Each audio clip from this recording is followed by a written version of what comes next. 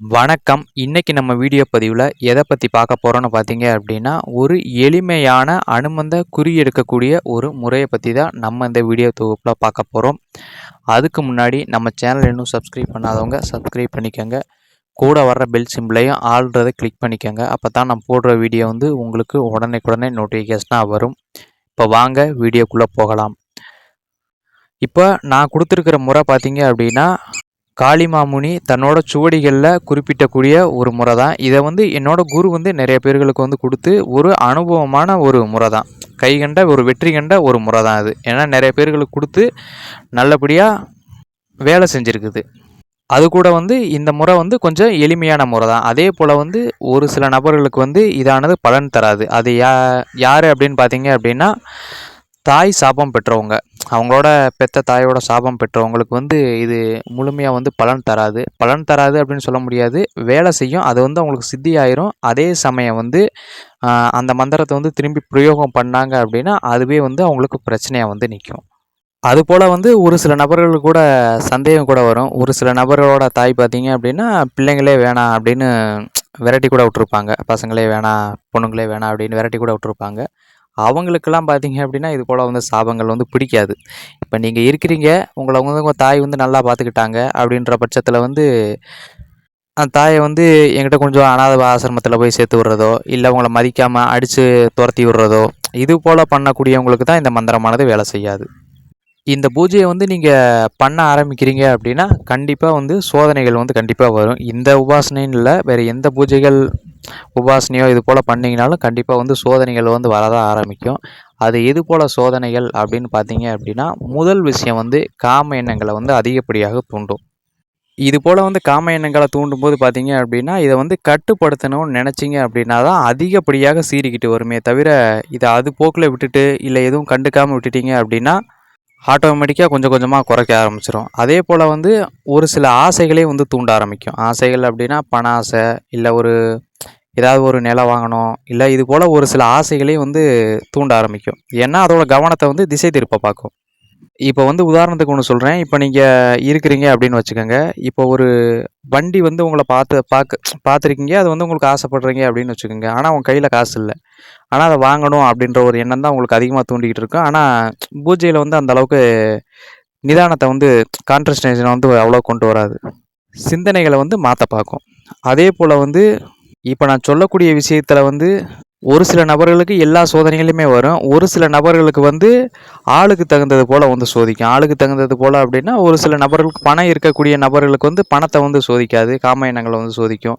இது போல் ஆளுக்கு தகுந்தது மாதிரி ஒரு சில நேரங்களில் சோதிக்கும். அதற்கு அடுத்தபடியாக பார்த்தீங்க அப்படின்னா, நீங்கள் எந்த இடத்துல பூஜை பண்ணுறீங்களோ, இல்லை உங்கள் வீட்டறையோ, இல்லை வீட்டில் கொஞ்சம் தனிப்பட்ட அறையோ இது போல் வச்சுக்கோங்க. ஏன்னா வீட்டோட ஒன்றா இருக்கக்கூடிய நேரத்தில் அனுமந்த இதெல்லாம் அந்த இடத்துல பிரயோகம் பண்ணக்கூடாது. இப்போ வீட்டு பூஜை அறை இருக்குது அப்படின்னா அது கொஞ்சம் தனிப்பட்ட அறையாக இருந்தால் பிரச்சனை இல்லை. ஏன்னா நீங்கள் ஒரு திருமணம் பண்ணிட்டீங்க அப்படின்ற பட்சத்தில் அது கொஞ்சம் தனியாக தான் இருக்கணும். இதை கொஞ்சம் நல்லா தெரிஞ்சுக்கோங்க. அதுபோல் சிலை வைக்கலாம். சிலை ஒரு மண்ணால் ஆன சிலையோ, இல்லை ஒரு கல்லால் ஆன சிலையோ வைக்கலாம். அதே போல் நீங்களே உங்கள் கைப்பட அந்த சிலையை செஞ்சு வச்சிங்க அப்படின்னா அதற்கு சக்தி ரொம்ப அதிகம். இதனால் எதுவும் சிலை வாங்கவோ இல்லை கல் சிலை வைக்கவோ என்கிட்ட காசு இல்லை அப்படின்றவங்க சாதாரண வெறுமனை கடைகளில் விற்கக்கூடிய ஒரு ஆஞ்சநேயரும் ஃபோட்டோவே வாங்கி தாராளமாக வைக்கலாம். அதனால ஒன்றும் தவறு கிடையாது. அதுபோல் இந்த பூஜையை என்றைக்கு முதலாக தொடங்கணும் அப்படின்னு பார்த்தீங்க அப்படின்னா, ஒரு பௌர்ணமி நாள் அன்னைக்கு தொடங்குங்க. அப்படி இல்லைன்னா ஒரு ராம நவமி அன்னைக்கு இந்த பூஜையை தொடங்குங்க. அதே போல் இந்த பூஜை பண்ணக்கூடிய காலகட்டத்தில் குளிச்சு முடிச்சு சுத்தபத்தமாக தான் இருக்கணும். அதே போல் அசைவ உணவுகள், மது இது போல் எதுவும் எடுத்துக்கக்கூடாது. அதற்கு அடுத்தபடியாக பார்த்தீங்க அப்படின்னா, நீங்கள் உடுத்துறதுக்கு காவி வஸ்திரம் உடுத்திக்கலாம். அப்படி இல்லைன்னா வெள்ளை வஸ்திரம் உடுத்திக்கலாம்.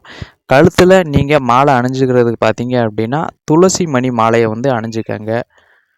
அதுபோல் படையல்னு பார்த்தீங்க அப்படின்னா, ஒரு எச்சில் படாத ஒரு புது டம்ளரில் ஒரு சின்ன ஒரு பாத்திரத்தில் ஒரு டம்ளரோ இல்லை ஒரு பாத்திரமோ வச்சுட்டு அதில் தண்ணி ஊற்றி வைங்க. அதற்கு அடுத்தபடியாக பார்த்தீங்க அப்படின்னா பழங்கள் வகைகள் வைக்கலாம். உங்களுக்கு தோணுச்சு அப்படின்னா என்ன பழங்கள் வகைகள் வேணாலும் வைக்கலாம். ஒரு வாழைப்பழம், கொய்யாப்பழம், மாதுளம்பழம், ஆப்பிள் பழம் இது போல் உங்களுக்கு என்ன தோணுதோ அதை நீங்கள் தாராளமாக வைக்கலாம்.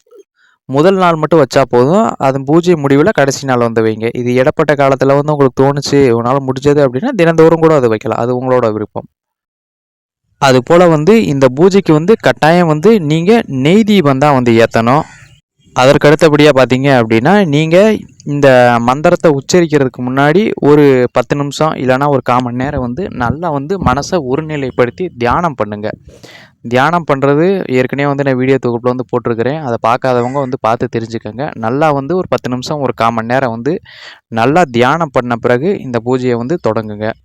அதற்கு அடுத்தபடியாக பார்த்தீங்க அப்படின்னா ஆஞ்சநேயரை வந்து மனசில் வந்து அமர வைக்கணும். அது எப்படின்னு பார்த்தீங்க அப்படின்னா அது வந்து கஷ்டமான விஷயம்லாம் வந்து கிடையாது. இப்போ நீங்கள் வந்து ஏதாவது ஒரு உருவ சிலையோ இல்லை ஒரு ஃபோட்டோவோ வச்சுருக்கீங்கன்னா அப்படின்னா அதை ஒரு 10 நிமிஷம் வந்து கூர்ந்து வந்து பாருங்கள். ஒரு 10 நிமிஷமோ ஒரு 5 நிமிஷமோ வந்து கூர்ந்து வந்து பாருங்கள். அதையே வந்து மனதில் வந்து நிறுத்திட்டு கண்களை வந்து மூடிட்டு அந்த உருவத்தை வந்து அப்படியே மனதில் இருப்பது போல் வந்து கற்பனை பண்ணிவிட்டு அதற்கடுத்து இந்த மந்திரத்தை வந்து உச்சரிக்க ஆரம்பிங்க. ஏன் வந்து நான் ஒரு 10 நிமிஷம் இல்லை ஒரு 1/4 மணி நேரம் வந்து தியானம் பண்ண சொல்கிறேன் அப்படின்னா அப்போ தான் உங்களோட மனது வந்து ரொம்ப வந்து அமைதியாக இருக்கும். இப்போ நீங்கள் வந்து வெளியில் போகிறீங்க அப்படின்னா அப்போ வெளியில் போயிட்டு வரீங்க அப்படின்னா அப்போதைக்கு உங்கள் மனசு வந்து ரொம்ப வந்து சஞ்சலப்பட்டுக்கிட்டு இருக்கும். இது போல் வந்து அமைதி நிலை பெறணும் அப்படின்னா ஒரு 10 நிமிஷம் ஒரு 1/4 மணி நேரம்னா கண்டிப்பாக வந்து தியானம் வந்து பண்ணணும். இந்த மந்திரத்தை வந்து ஒரு நாளைக்கு வந்து 1008 முறை வந்து சொல்லணும். இந்த மந்திரத்தை வந்து சொல்லக்கூடிய ஒரு சில நேர காலங்களில் வந்து இருக்குது. அது என்னென்னு பார்த்தீங்க அப்படின்னா விடியற்கால பிரம்ம முகூர்த்த நேரத்தில் வந்து உச்சரிச்சிங்க அப்படின்னா ஒரு நல்ல வந்து ஒரு பலன் தரும். இப்போ வந்து நீங்கள் முதலாக பூஜை ஆரம்பிக்கிறீங்க அப்படின்னா முதல் நாள்லேருந்து கடைசி நாள் வரையும் ஒரே நேரத்தை வந்து தேர்ந்தெடுக்க பாருங்கள். இப்போ வந்து உங்களால் இன்றைக்கி பிரம்ம முகூர்த்த நேரத்தில் பண்ண முடியுது அப்படின்னா இன்றைக்கி பண்ணிவிட்டு நாளைக்கு ஒரு நேரத்தில் வந்து பண்ணக்கூடாது. அது வந்து தவறு. ஒரே நேரத்தில் வந்து பண்ணுறது போல் வந்து ஆரம்பிங்க. முடிஞ்ச வரையும் அது இப்படி பிரம்ம முகூர்த்த நேரத்தில் பண்ண முடியலை அப்படின்றவங்க வந்து இரவு நேரத்தில் வந்து பண்ணுங்கள். பகல் வேளையில் வந்து அந்தளவுக்கு வந்து பண்ணாதீங்க. இரவு வேளையில் வந்து பண்ணுங்கள். அதே போல் வந்து இந்த பூஜை காலகட்டத்தில் வந்து யாரையும் வந்து தொட்டு பேசாதீங்க. அதே போல் வந்து உங்களே யாரையும் வந்து அந்தளவுக்கு வந்து தொட விடாதீங்க. அதற்கு அடுத்தபடியாக பார்த்தீங்க அப்படின்னா உச்சி வெயில் நேரத்தில் வந்து வெளியில் போகிறத வந்து ஓரளவுக்கு வந்து தவிர்த்துருங்க. போய்த்தான் ஆகணும் அப்படின்ற காரியத்துக்கு வந்து போங்க. அப்படி இல்லாத காரியத்துக்கு வந்து முடிஞ்ச வரையும் ஓரளவுக்கு வந்து தவிர்த்துருங்க. இது போல் வந்து இந்த மந்திரத்தை வந்து உச்சரிக்க ஆரம்பிச்சிட்டிங்க அப்படின்னாவே உங்களுக்கே வந்து பலனானது தெரிய ஆரம்பிச்சிடும். அது என்னென்னு பார்த்தீங்க அப்படின்னா இரவில் தூங்கும்போது கனவுல வந்து குரங்குகளை வந்து விரட்டுவது போல் இல்லைனா வந்து அதுக்கு வந்து நீங்கள் ஏதாவது பழங்கள் இது போல் கொடுப்பது போல் இது போல் வந்து கனவுகள் வரும். இன்னும் ஒரு சில நபர்களுக்கு வந்து குரங்குகள் வந்து நேரடியாக கூட வரும். ஏன்னா அது ஒரு சில இதில் வந்து இருக்குது. இந்த மந்திரத்தை வந்து மொத்தம் வந்து நீங்கள் 48 நாள் வந்து உச்சரிக்கணும். இந்த 48 நாட்களுக்கு உள்ளவோ இல்லை 48 நாளுக்கு ஒரு சில பேர்களுக்கு வந்து கொஞ்சம் நாள் அவகாசம் ஆகும். ஏன் அப்படின்னா அவங்க வந்து சரியாக வந்து மந்திரத்தை உச்சரிச்சிருந்தாங்க அப்படின்னா 48 நாளுக்குள்ளேயே வந்து முடிஞ்சிடும். அப்படி இல்லை அப்படின்னா அவங்களுக்கு வந்து கால அவகாசங்கிறது வந்து ரொம்ப வந்து அதிகமாகும். இந்த நாட்களுக்குள்ளாகவே ஒன்று ஆஞ்சநேயரோட தரிசனம் வந்து ஒளி ரூபமாக பெரும்பாலும் நபர்களுக்கு கிடைக்கும். அப்படி இல்லை அப்படின்னா ஒரு ஒளி ரூபம் அப்படின்னா நெற்றி புருவத்தில் வந்து ஒரு சூரிய வெளிச்சம் தோன்றுவது போல் அது போல் வந்து ஒளி ரூபத்தில் வந்து கிடைக்கும். அது பார்த்தீங்க அப்படின்னா ஓரிரு வினாடிகளுக்கு மட்டுமே இருக்கும். ஒரு 4 செகண்ட் 5 செகண்டு அவ்வளோக்குள்ளே தான் இருக்கும் அதிகபட்சமாகவே. இன்னும் ஒரு சில நபர்களுக்கு பார்த்தீங்க அப்படின்னா கனவு ரீதியாக வந்து தரிசனம் வந்து கிடைக்கும். இன்னும் ஒரு சில நபர்களுக்கு பார்த்தீங்க அப்படின்னா நேரடி தரிசனமே வந்து கிடைக்கும். அது அவங்களோட கர்ம வினை பலனை பொறுத்து இருக்குது. எல்லாருக்கும் வந்து கிடைக்குமா அப்படின்னு கேட்டால் கண்டிப்பாக வந்து சொல்ல முடியாது. நேரடி தரிசனம் வந்து ஒரு சில நபர்களுக்கு வந்து கண்டிப்பாக வந்து கிடைக்கும் அப்படின்றதான் சுவடிகள்லேயே வந்து சொல்லப்பட்டிருக்கு. இது போல் வந்து உங்களுக்கு சித்தியான பிறகு பார்த்தீங்க அப்படின்னா உடனடியாக உடலில் இறங்கி ஆடி குறி சொல்லுவாரா அப்படின்னு பார்த்தீங்கன்னா கண்டிப்பாக வந்து கிடையாது. ஆரம்ப காலகட்டத்தில் வந்து நீங்கள் தியானத்தில் இருந்து தான் குறி சொல்கிறது போல் வந்து வரும். ஒரு குறிப்பிட்ட நாளுக்கு வந்து நீங்கள் வந்து தியானத்தில் தான் இருந்து குறி சொல்கிறது மாதிரி வந்து வரும். அதற்கடுத்து நீங்கள் தொடர்ந்து இந்த மந்திரத்தை வந்து உச்சரிக்க பார்த்தீங்க அப்படின்னா உடலில் இறங்கி தானாகவே வந்து குறி சொல்ல ஆரம்பிச்சிருவாங்க. அதே போல் வந்து மாந்திரீகத்தில் கொஞ்சம் பொறுமையும் விடாமுயற்சியும் கண்டிப்பாக வந்து முக்கியம். இந்த வீடியோ பதிவு உங்களுக்கு பிடிச்சிருந்துச்சு அப்படின்னா நம்ம சேனலை வந்து மறக்காமல் வந்து சப்போர்ட் பண்ணுங்கள். நன்றி, வணக்கம்.